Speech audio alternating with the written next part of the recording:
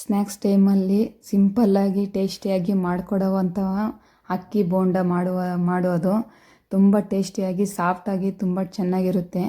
Snacks ಟೈಮಲ್ಲಿ ಮಾಡಿಕೊಟ್ರೆ ಮಕ್ಕಳು ಎಲ್ಲ ತುಂಬ ಚೆನ್ನಾಗಿ ತಿಂತಾರೆ. ಇದು ಮಾಡೋ ವಿಧಾನ ತುಂಬ ಸುಲಭವಾಗಿ ಮಾಡ್ಬೋದು.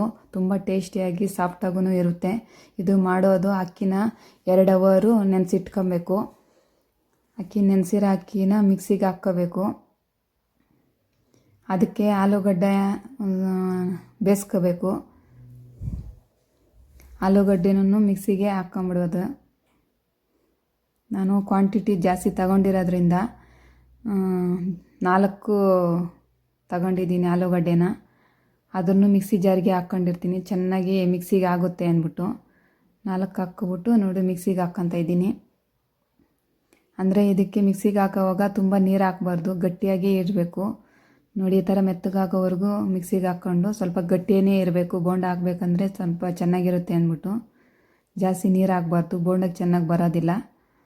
ಆಮೇಲೆ ಇದಕ್ಕೆ ಈರುಳ್ಳಿ ಹಾಕ್ಕೊತಾ ಇದ್ದೀನಿ, ಸಣ್ಣಗೆ ಹೆಚ್ಚಿರೋದು.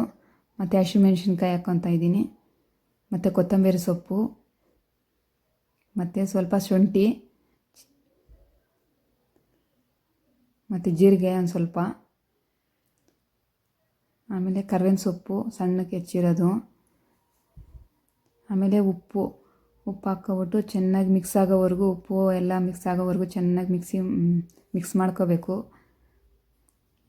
ನೋಡಿ ಈ ಥರ ಚೆನ್ನಾಗಿ ಮಿಕ್ಸ್ ಮಾಡಿಕೊಂಡು ಒಂದು ಕಡೆ ಬಾಣಲಿ ಇಟ್ಕೊಂಡು ಎಣ್ಣೆ ಹಾಕ್ತಾಯಿದ್ದೀನಿ. ಎಣ್ಣೆ ಚೆನ್ನಾಗಿ ಕಾದಾದಮೇಲೆ ನಮಗೆ ಯಾವ ಸೈಜ್ ಬೇಕೋ ಆ ಸೈಜಲ್ಲಿ ಎಣ್ಣೆನಲ್ಲಿ ಬಿಡೋದಷ್ಟೇ.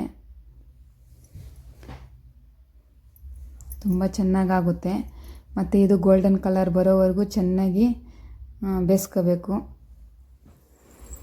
ಫ್ರೈ ಮಾಡ್ಕೊಂಡ್ರೆ ಗೋಲ್ಡನ್ ಕಲರ್ ಬರಬೇಕು, ಅದುವರೆಗೂ ಚೆನ್ನಾಗಿ ಫ್ರೈ ಮಾಡ್ಕೊಂಬಿಡ್ಬೇಕು.